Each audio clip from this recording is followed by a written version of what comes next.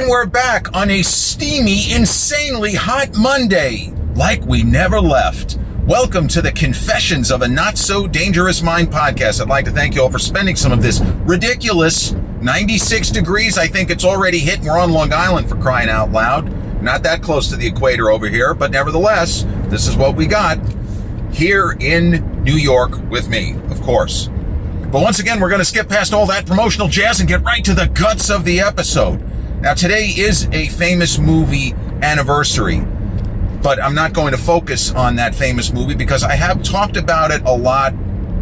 Tim Burton's Batman was released on this day, June 23rd, 1989. Runaway hit, cost just under $50 million to produce and market, and it grossed, I think, $411 million plus worldwide. Just incredible, but I have discussed it frequently on the channel, and I just don't want to keep covering the same territory. I mean, there's always going to be overlap, but I want to get back to a series that some people have told me they really enjoy, want me to, do another one, even though I'm not necessarily doing one of theirs.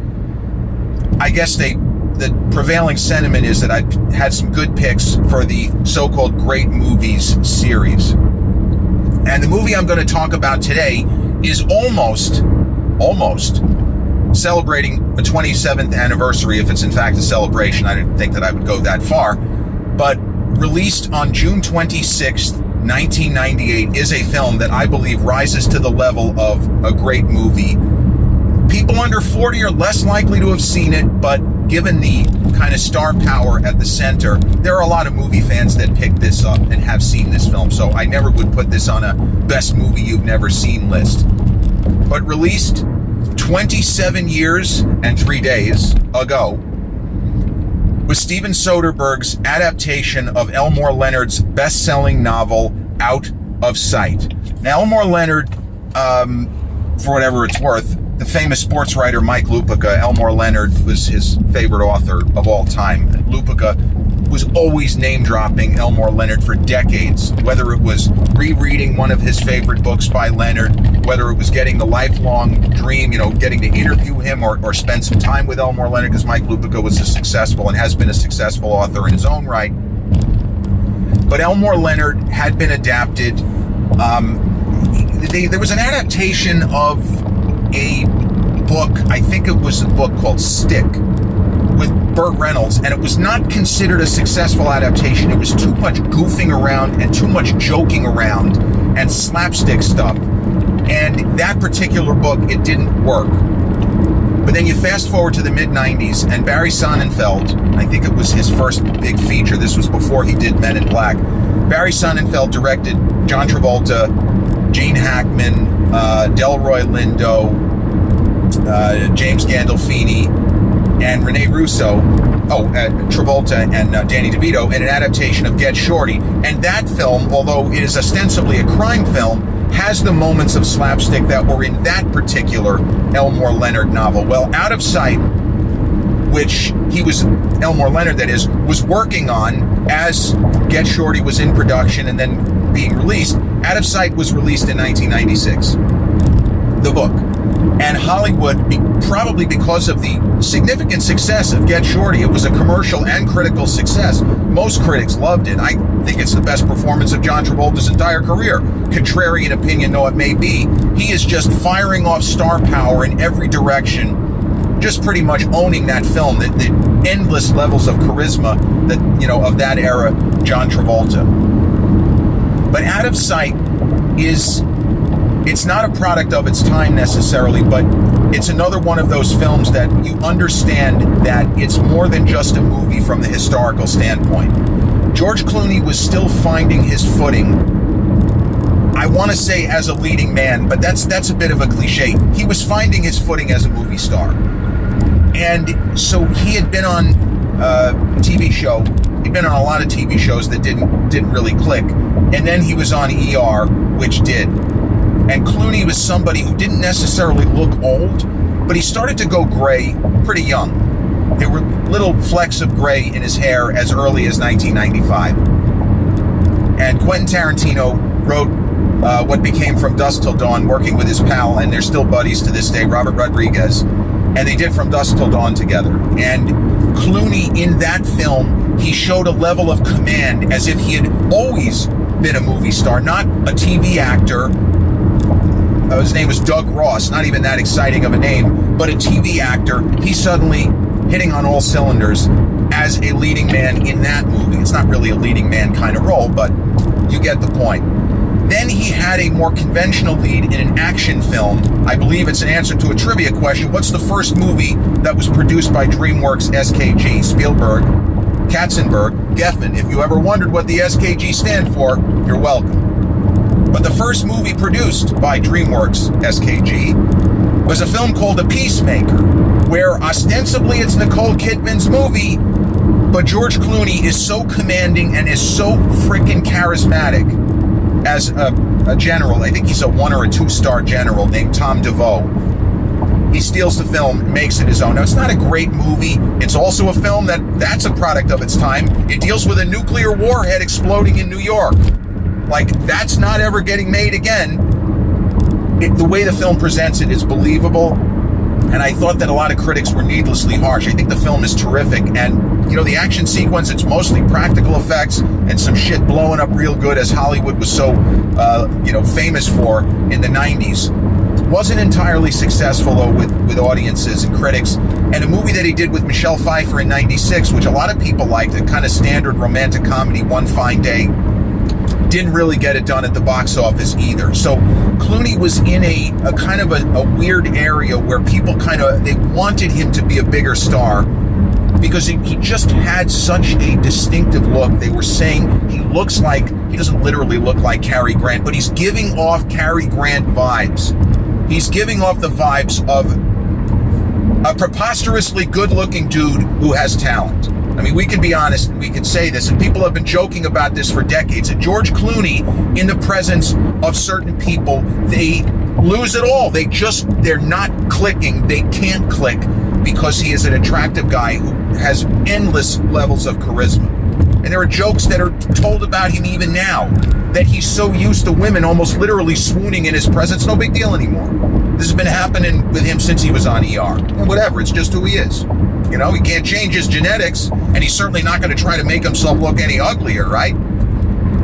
But George Clooney agreed to star in an adaptation of Elmore Leonard's Out of Sight. And the character he plays is he's not really a heel. He's not an antagonistic character, but he's not a good guy. He's a career criminal. And I think his name's Jack Foley in the world of the film. This novel by Leonard does not have much in the way. There's a little bit of comedic asides, but this is not written at the same pitch as Get Shorty, which has moments of seriousness, dead bodies, sure, but that movie is absolutely hysterical. If there are laughs in Out of Sight, it's based on character, because there is a lot of preposterous stuff that happens in the film where you might laugh, but it's not a funny haha kind of movie. It's an almost surprised laughter sort of movie. The film is directed by Steven Soderbergh. Steven Soderbergh and Clooney became frequent collaborators. I know that's also a cliche, but they did. He did the Ocean's movies. And Steven Soderbergh is a fascinating historical figure because he is a key guy in the continued development of American independent film. He did a movie called Sex, Lies, and Videotape. It came out in 1989, and it really, I'm going to tell you, it set the world on fire, the movie world, and I am not exaggerating. It marked him as a new kind of a talent, a distinctive, visionary filmmaker. And Steven Soderbergh won an Oscar for Best Director 2 years after Out of Sight. And in the year 2000, and I somehow forgot about this, he had 2 huge budget Hollywood films which came out in the same year, and both were very successful with critics and audiences. Erin Brockovich, it won the hardware for Julia. Julia Roberts has no soul. My sister's old drama coach, he used to say Julia Roberts. He didn't literally mean it. He meant that as an actress, she didn't do the proper steps and the proper preparation. She just delivered lines. He didn't think she gave a shit. That's neither here nor there. And his way of saying that was to say Julia Roberts had no soul. But Julia Roberts, he directed her to a Best Actress Oscar. And the late Albert Finney to a supporting actor nomination. I didn't think his performance was particularly good, but that's neither here nor there. But he directed Traffic, and that's the movie where he won a Best Director Oscar. So Soderbergh had a couple of misses. He did a film called King of the Hill, which was a critical darling. It didn't do that well. And Out of Sight did just okay at the box office. Like, Soderbergh's career ascended more after Out of Sight, because it was a critical darling. And this is a movie that if you just look at the description, you wouldn't think this is a film that would be 94% fresh on Rotten Tomatoes. That is, again, an insanely high score for what amounts to a noirish crime thriller. The ace in the hole of this movie, and it's weird to say this given the career she's had, the ace in the hole is Jennifer Lopez. Jennifer Lopez had established herself as a genuine acting talent right from her first movie. And I'm not making any jokes. I happen to be a fan of her. I think she's a better actress than she is a singer, for whatever that's worth. And I'm not ragging on her because she was with Diddy for all that time and they looked like they were going to get married, and she's had 3 ex-husbands. I know all of that stuff. She is just, as she says, Jenny from the block. She's a girl from the Bronx who made it big. But from her first movie, which was Money Train with Wesley Snipes and Woody Harrelson, not that great. The film is now almost 3 decades old. She steals the film from her co-stars, and not because she's really hot, but because she brought a different energy to the screen. And it's not easy to do. Do you look at it this way? Their previous pairing, Wesley and Woody, in White Men Can't Jump. Rosie Perez almost steals the film from the stars. I mean, her performance there is incredible. But Money Train is not that great of a story, and the interplay between Wesley and Woody is not on the level that it was in White Men Can't Jump. And Jennifer Lopez, in her film debut, most major critics, they made special mention of her. She is someone to look out for. She is just, there's some kind of an energy that she has, and Siskel and Ebert talked about this at the time. You don't want to predict that people will be stars, but if you go back and read reviews from 95 with Money Train, they were saying she's got talent. She is someone to watch. She's very attractive, but the way that she interacts with the guys, she seems really comfortable on screen, like she was meant to do this. So casting Jennifer Lopez as a federal marshal nowadays would seem ridiculous, but at that time she'd had Money Train. She had, what was it? I think she was in the movie My Family, Mi Familia. I'm not sure about that. But she was in Anaconda, which is not good. I mean, Jon Voight is a fucking scream. He's so hilarious in that movie, just chewing it up like William Shatner and James Woods on crack. It is a crazily over-the-top Jon Voight performance. But Jennifer Lopez had been in Selena. And again, if you have somebody who thinks that she sucks, show them her performance in Selena. She is great in that film as the true life tragic Tejano singer. I mean, what an awful, horrible, and just a terrible story all around what happened to her. So Jennifer Lopez was on the rise, is the gist here. And you would not even then have imagined, oh yeah, of course we're going to get her to play a tough federal marshal who can take care of herself in every possible way. But Soderbergh saw something.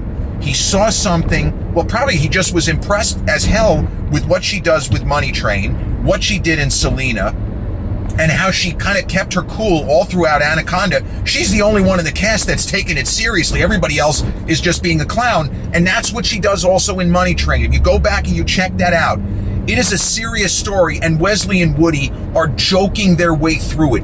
They are joking almost nonstop. She plays the material as if it's a drama, and often that kind of thing doesn't work, but it works for her, and it works for that movie, that she is not treating Money Train as if it's a comedy.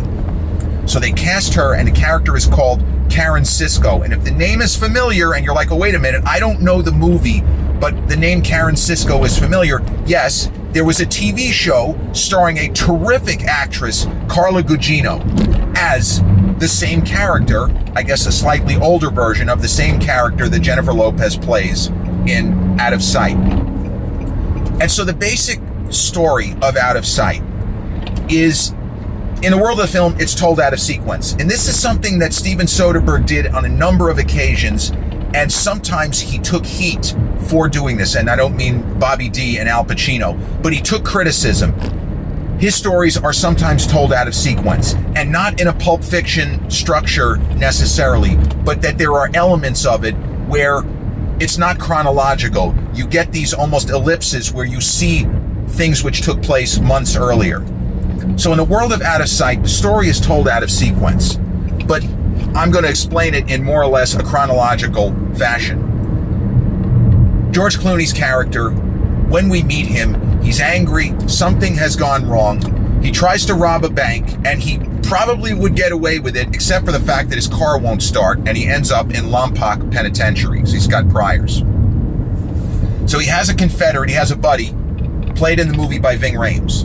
And man, Ving Rhames, what a fantastic actor overall, but he had one hell of a great run in the decade of the 90s, starting with Ivan Reitman's Dave, in which he almost steals the movie, as almost impossible as that is, given the fact that Kevin Kline is just sensational. And where was his Oscar nomination for the dual role he plays in Dave? But Ving Rhames was just incredible, whether it was Mission Impossible, whether it's Marcellus Wallace in Pulp Fiction, later in the decade with Sean Connery in his last big action role, Entrapment. Ving was just a home run hitter. So he's in prison, and we meet a terrifying inmate who goes by, his nickname is Snoopy, and don't call him Snoopy or he'll fuck you up. And incredibly, that terrifying character is played by the usually very likable Don Cheadle. And Don Cheadle in this film imparts fright and menace you wouldn't think that he was capable of. The same guy who a couple of years later in Hotel Rwanda, just emitting such radiance, such luminous warmth and empathy. That ain't, the movie, the Don Cheadle in this movie, this isn't your brother's Don Cheadle. He is just fire in this film. And in a bit of unusual casting, and this is the sort of element that Steven Soderbergh brings to the table, because he is such an end boss level filmmaker.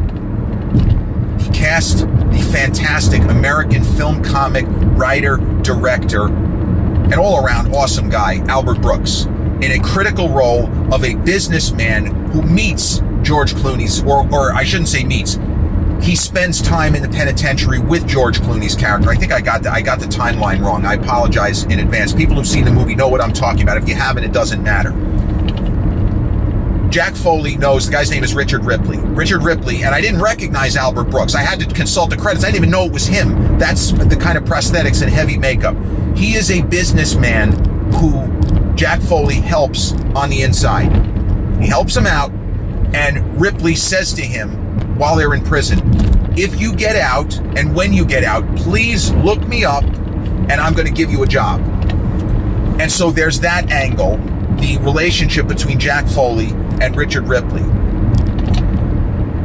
But if it's just a story of a guy in prison, there's really not that much story, unless the whole movie is centering on a breakout, a la, spoiler alert, Shawshank Redemption or Clint Eastwood's Escape from Alcatraz. Ving Rhames helps Jack Foley escape from prison. And just as they are making their escape, here comes Federal Marshal Karen Sisko, Jennifer Lopez, looking glamorous, but also deadly as fuck. Pun might be intended. She is not somebody to take lightly or to assume she's just a girl you don't have. No, you'd be very afraid. If you don't have the drop on her, she's going to put a couple of bullets in you without even the slightest hesitation. You know, as speaking of heat, the way De Niro says, let's say you do got me boxed and I got to put you down, because I will not hesitate, not for a second. She might hesitate for a second, but only under very special circumstances, which is what this movie gets into. So she thinks she has the drop on Jack Foley as he's escaping, and she kind of does, but she doesn't have the drop, and she doesn't realize that Ving's character is there. So they are desperate. Ving is desperate, and he stuffs both his confederate, his friend, Jack Foley, and Karen Sisko into the trunk for a pretty long car ride, but that's the only way that he thinks they will be able to successfully escape. Now, they don't mean her harm. Ving's intent is simply to get away with his friend. He's going to probably blindfold her and leave her somewhere where he knows she's going to be okay. He's not trying to rough her up or hurt her in any way. She just happened to be in the wrong place at the wrong time. So during this car ride, where it's just the two of them in the trunk, in the world of Jack Foley, he thinks they bond. He is convinced that they have a connection. Even though she was there, presumably she would have arrested him without even thinking about it, or maybe shot him, we don't know. But he is convinced that they have a connection. And the rest of the movie, well, I shouldn't say the rest of the movie, huge chunks of the movie are centering on she's chasing him. Karen Sisko is essentially, it's a manhunt for Jack Foley.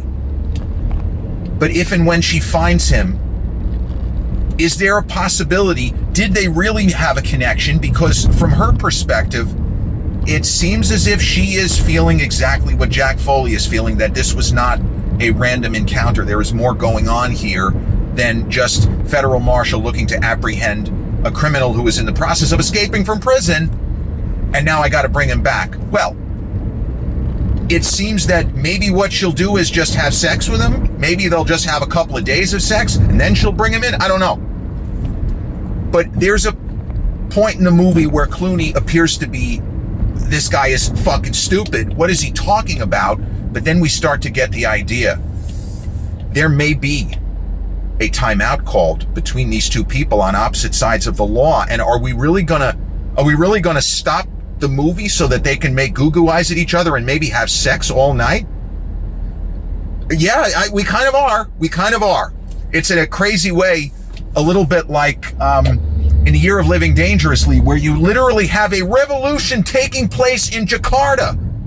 And Mel Gibson and Sigourney Weaver, let's just cut our losses. Let's get the fuck out of Dodge. No, maybe we'll just have sex first and then we'll try to escape.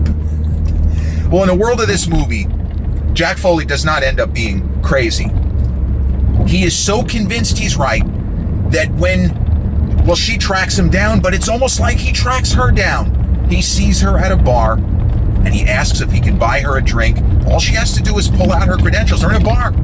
He's not going anywhere. She's armed. He isn't. He's, in this moment, just a guy.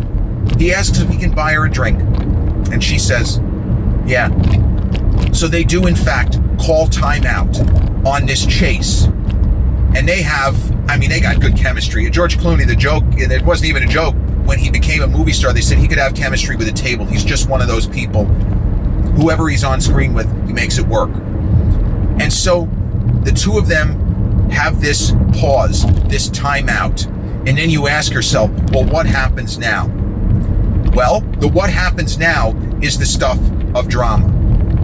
And in an interesting reprise, this is something you don't see that often in movies. In a 1997 film, Jackie Brown, which is a good movie, but it's my least favorite of all of Quentin Tarantino's big movies. It's a 3 to 3.5 star movie. Almost everything else that Quentin's ever done is 4 stars. I mean, he's that good, in my opinion. Jackie Brown is just a really good movie from an incredible writer and filmmaker. But in Jackie Brown, because that was also based on an Elmore Leonard novel, at least I think it was. I'm pretty sure it was. In Jackie Brown, Michael Keaton plays an FBI agent named Ray Nicolette. In Out of Sight, he plays the same character. He comes back. They probably shot it a few months later to play the same character. Now, his role is a lot bigger in Out of Sight, in Jackie Brown. It's a big supporting role. It's a little bit more than a cameo in Out of Sight, but it was still pretty cool to see him playing the same character of Ray Nicolette again. So the situation with George Clooney's character is that he wants to take part in what amounts to a heist involving the Albert Brooks character of Ripley, who Clooney now has a score to settle with and for. And I won't give you any more. I've given you what amount to a lot of spoilers already. This is one of those movies. Also, I mentioned about if you don't think Jennifer Lopez, you think she's a shitty actress, you show them Selena, you show them the really amazing screen presence in Money Train, but you show them how she holds the camera during close-ups and how it never feels like she's just a really attractive woman holding a shotgun. She is not someone to be trifled with. And speaking of Get Shorty, Dennis Farina plays her father in this film. And not surprisingly, the leap year baby himself, Dennis Farina, kills it. In this case, pun intended, but he kills it as her father. And there's a moment where he gives her a birthday gift which is like a Luger with a silencer, or a Glock with a silencer, it shouldn't be funny, but somehow because it's Dennis Farina, who often played heavies, it's gold. It is absolute gold. I think Out of Sight is on, it's streaming if you have the Stars channel, and you could buy, rent it for a couple of bucks on Apple Plus and Amazon Prime. I don't think it's free on any other streaming platforms, but this is the kind of movie where if someone were to say, I know that like a young person, I know that George Clooney used to be a big star. Give me like a primer. What would be 3 George Clooney movies I maybe haven't seen that you would recommend I watch? This is one of the 3. Because he doesn't play a character like, yeah, he looks like George Clooney, Danny Ocean a couple of years later, but the character of Jack Foley is different. He is a crook, a really good thief, and a guy who is, has planned heists and takes scores, also like De Niro. He's a much lower level than that.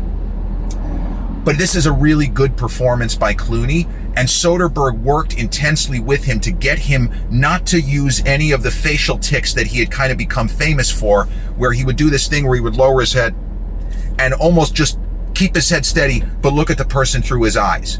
And Soderbergh got him off of doing that. He doesn't do it at all in this film. He engages with the other actors and actresses in a straightforward fashion, and it's a really terrific performance. It's a character that could seem like a clown in certain circumstances, and there are certain moments in the film where we're face-palming like, what the fuck is he doing?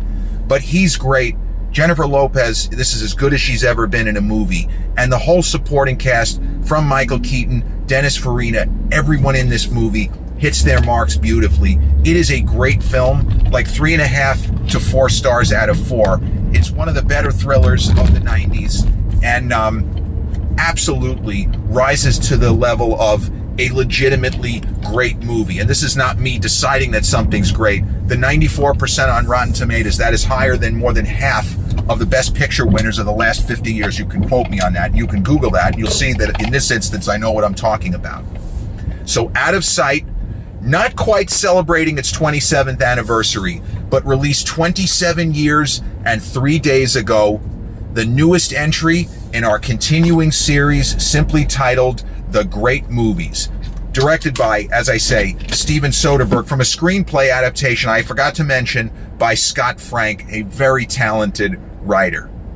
Out of Sight, released June 26, 1998, the latest entry of The Great Movies. This has been episode 571 of the Confessions of a Not So Dangerous Mind podcast. I'd like to thank you all so much. I hope you're in air conditioning for spending some of this ridiculously steamy Monday afternoon here with me in New York.